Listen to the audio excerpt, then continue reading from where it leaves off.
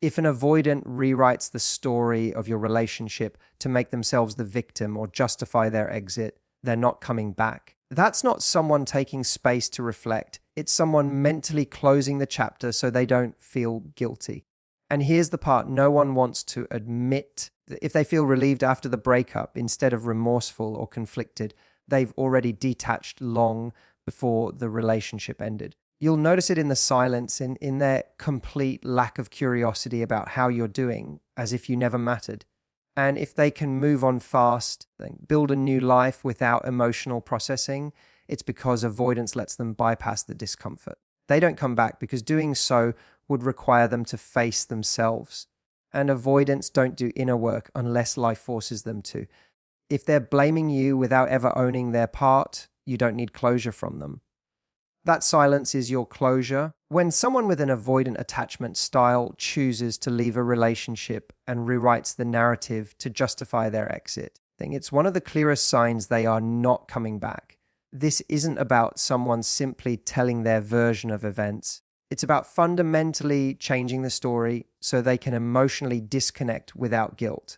They'll minimize the closeness you had, downplay the good moments, and emphasize every time they felt overwhelmed, criticized, or trapped. This is how they emotionally distance themselves, not just from the relationship, but from the vulnerability that came with it. They are not trying to heal or process what happened. They're trying to convince themselves it was never right, never deep, never safe. This internal rewrite allows them to escape the discomfort of facing real emotional responsibility. It protects them from feeling remorse, regret, or the pull to return. If they told themselves the story where you were too much, the relationship was never going to work, and they had to walk away for their own peace, they no longer feel the need to question it. Then they stop seeing you as someone who loved them and start seeing you as a trigger they escaped. That change isn't just in their words, it's in their mindset. You'll notice it in how they talk about the relationship, if they talk about it at all. They might go from being affectionate and engaged to cold and distant. The same person who once said they felt seen by you will now say they felt smothered. They'll reinterpret genuine care as control, emotional connection as pressure, and your vulnerability as drama. They don't do this to hurt you directly, though it absolutely can be painful. They do it to protect themselves from emotional accountability. If they admit that the relationship meant something real, they'd also have to admit that walking away from it had consequences. Avoidants struggle deeply with the shame of emotional failure, even if they never show it. Rather than face that, they twist the narrative to make leaving seem not only necessary, but wise. The rewrite is their way of telling themselves they didn't run, they made the right decision. And this isn't done in one emotional moment. It's a slow internal editing process. The memory of your kindness becomes a memory of pressure. Your efforts to connect become framed as demands. Your desire for consistency becomes their story of being boxed in. The more distance they create, the more emotionally safe they feel. And that safety comes at the cost of any chance of reconciliation. Because now to come back, they would have to undo the new version of the story they've told themselves. They'd have to face the reality that they didn't just leave a bad situation. They left a real connection, one they weren't ready for. Then that level of self-confrontation is exactly what they avoid. That's why this rewriting is so powerful and so final. It gives them the emotional permission to move on completely. They also do something else during this process. They selectively remember. They'll focus only on the fights, the tension, the moments that justify their discomfort. They'll ignore the depth, the love, the growth. You could have spent months building emotional safety only for them to focus on the 1 week things felt hard. It's not fair and it's not accurate, but it makes detachment easier. And detachment is what they need to feel safe. The more complete their rewrite, the easier it is for them to silence any thoughts about returning. There's no room for second guessing when they've already convinced themselves it was all wrong. If they ever acknowledge your pain, it's usually in a distant detached way. They might say they're sorry you feel that way, but they won't open the door to reevaluate what really happened. That would mean reopening their own emotional wounds. And avoidants don't revisit pain unless life forces them to. This is how you know they're truly gone. Not because they blocked your number or haven't reached out in weeks, but because they've emotionally restructured the entire relationship into something that no longer feels worth holding on to. It's like watching someone erase pages from a book you both wrote and then pretending the story never existed. And in that rewritten story, they're not the person who ran from love. They're the person who saved themselves. That version lets them sleep at night. That version lets them walk away without looking back. When an avoidant person leaves a relationship and instead of feeling torn, conflicted, or remorseful, they feel a deep sense of relief, it's a powerful sign that they're emotionally done. This relief isn't temporary, like a momentary breath of air after a hard conversation. It's sustained. It lingers, it becomes their new normal, and it tells you that they weren't present in the relationship long before it ended. For someone to feel relief, not heartbreak after a breakup, they have to have been emotionally detaching for a while. This process isn't always visible. It happens quietly, internally, over time. While you were trying to talk things through, make it work, reach them emotionally, they were slowly retreating. Avoidants don't always communicate when something is wrong. Instead, they withdraw, distract themselves, avoid deeper intimacy, and suppress difficult emotions. All of this creates distance between them and their partner. So when the relationship finally ends, it doesn't feel like a sudden loss. It feels like the final step in a process they already completed in their mind. This relief shows up in the way they behave. They stop checking in. They stop wondering how you're doing. They don't seem emotionally impacted by the silence. And you notice it. You notice how fast they seem to return to their routines, how easily they seem to laugh again, how quickly they re-engage with friends or hobbies or even dating apps. And you start asking yourself, was I the only one who felt something real? That's what makes this kind of breakup so painful. It's not just the loss of the relationship thing. It's the realization that they seem fine while you're left grieving something they already let go of internally. The truth is, avoidants often confuse relief with healing. But relief isn't always a sign of health. It can be a sign of avoidance.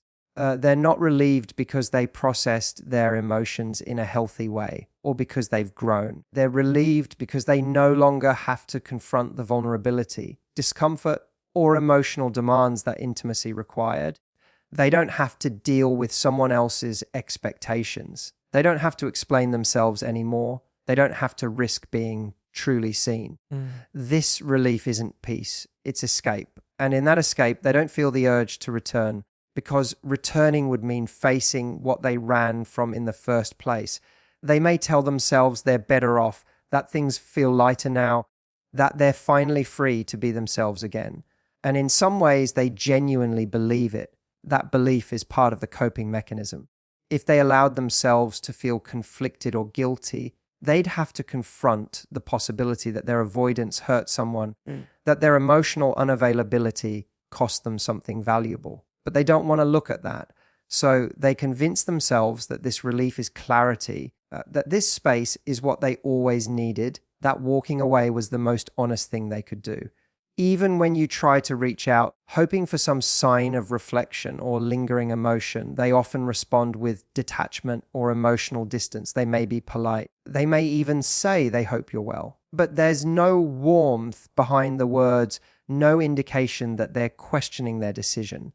Because they're not. That relief has settled in.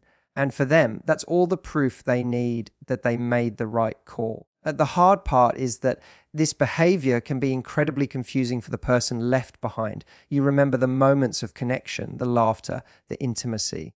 You think about how close you were, and you assume they must be struggling with the loss too. But when someone's default coping strategy is avoidance, they don't process that loss in the same way. They shut down, they disconnect, they move away from the emotional weight instead of moving through it. It's not that they never cared, it's that they didn't know how to handle what they felt.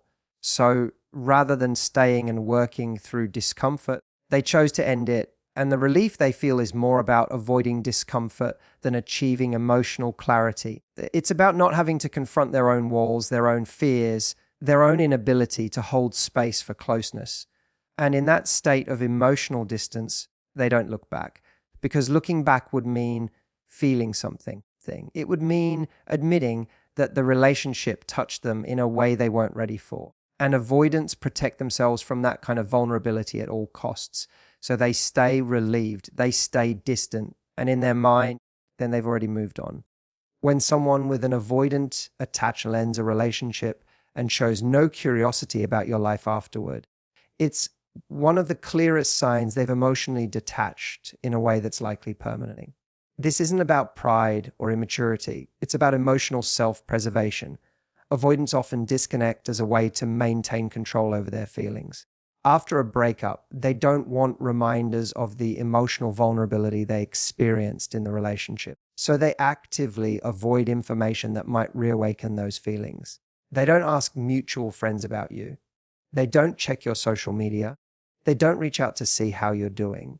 And if they do come across something about you, they gloss over it like it doesn't matter. This lack of curiosity isn't a coincidence. It's deliberate. It's how they distort and reinforce the narrative that the relationship is over and nothing important was lost. In the early stages after a breakup, this kind of emotionalness can feel like a punch to the gut. You might be waiting for a text, a question, a signal that they're wondering about you where you're wondering about them. You remember the emotional closeness you shared, the little things they used to notice, the way they once leaned in when you spoke about your dreams or your fears. And suddenly, that person is acting like none of that ever existed. No, have you been? No, I hope you're okay. No attempt to understand how the breakup affected you. That absence isn't just about distance. It's about disconnection. It's about removing emotional ties and pretending they were never there. Avoidants often struggle with emotional empathy in the context of romantic relationships. It's not that they don't care about people in general.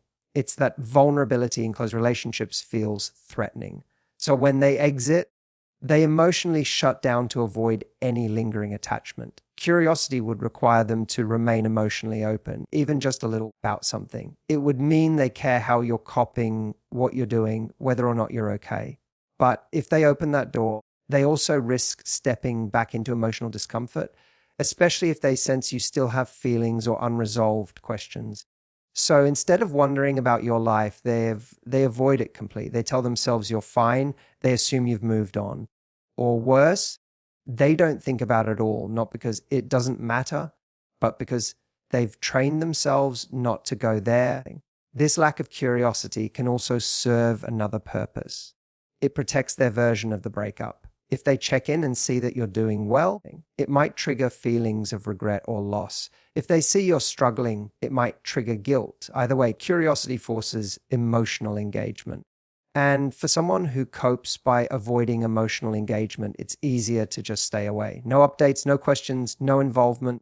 They convince themselves it's the mature thing to do, that giving space is respectful, that not reaching out is helping both of you move on. But the truth is, if someone truly cared and wasn't emotionally avoidant, they would still be curious about how someone they once loved is doing. The absence of that curiosity says more than words ever could. And it's not just about direct contact. It's about a complete lack of emotional tracking about something. They don't linger on your memories. They don't ask about your new job, your family, your mental health. They don't look for signs of whether you're okay. They mentally place the relationship in a box and refuse to open it. That's why when avoidants leave and show no curiosity, it often means the emotional door is closed for good. Because curiosity, even subtle, is a sign of lingering attachment. It's a signal that a part of them is still connected to your experience. When that signal is gone, it usually means they've shut down not just communication, but care. The person shared you want everything with now acts like your life is none of their business. And in their mind, it isn't. That's the line they draw to protect themselves. Emotional safety for an avoidant doesn't from resolving or understanding feelings. It comes from not having to feel them at all. So they stay in their world. They rebuild their routine. They focus on themselves. And they treat your life like a past chapter they no longer have access to. Not because they can't, but because they don't want to reopen anything that reminds them of the depth they once felt and couldn't handle. When someone with an avoidant attachment style ends a relationship and immediately begins rebuilding their life without any emotional reflection, It reveals how completely they've disconnected from the experience. This kind of quick emotional reboot isn't about healing.